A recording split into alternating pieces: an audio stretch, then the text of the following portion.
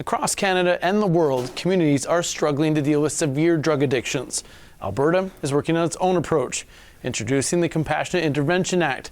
If an adult or youth is causing harm to themselves or others due to addiction, it allows others to make the call for them to request treatment, including adult family members, guardians, healthcare professionals, police, or peace officers. The province says patients will be asked if they consent, but certain treatments they can't refuse. Now, I do want to be clear, the Compassionate Intervention Act is not sweeping legislation that applies to every person who's dealing with addiction or substance use. It is only for the most serious cases where all other options have failed. Here's how it would work. After an application to a new commission, there's an assessment, and then the person is apprehended and brought to a secure treatment center.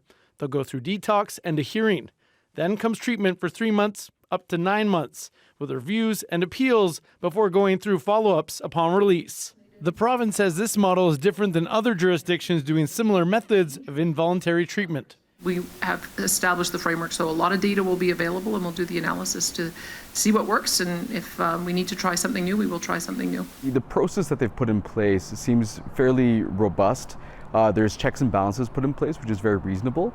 How this all plays out, however, and what exact treatments are being offered will be very much sort of dictate what the outcomes are of these interventions ultimately.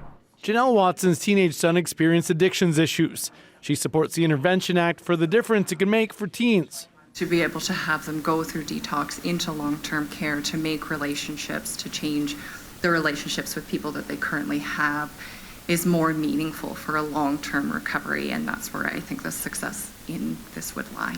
The opposition NDP is curious to see how this legislation would play out in the courts. Let's call a thing what it is. This is in fact forced treatment. We currently have voluntary treatment in Alberta, and unfortunately the wait times for voluntary treatment is 90 days. So if an individual chooses to access treatment, which I think is important to note, people with addiction choose treatment every single day.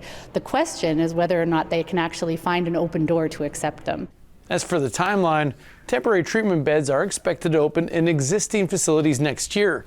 Permanent centers for patients facing treatment orders are expected to be built, but they're not expected to open until 2029. Travis McEwan, CBC News, Edmonton.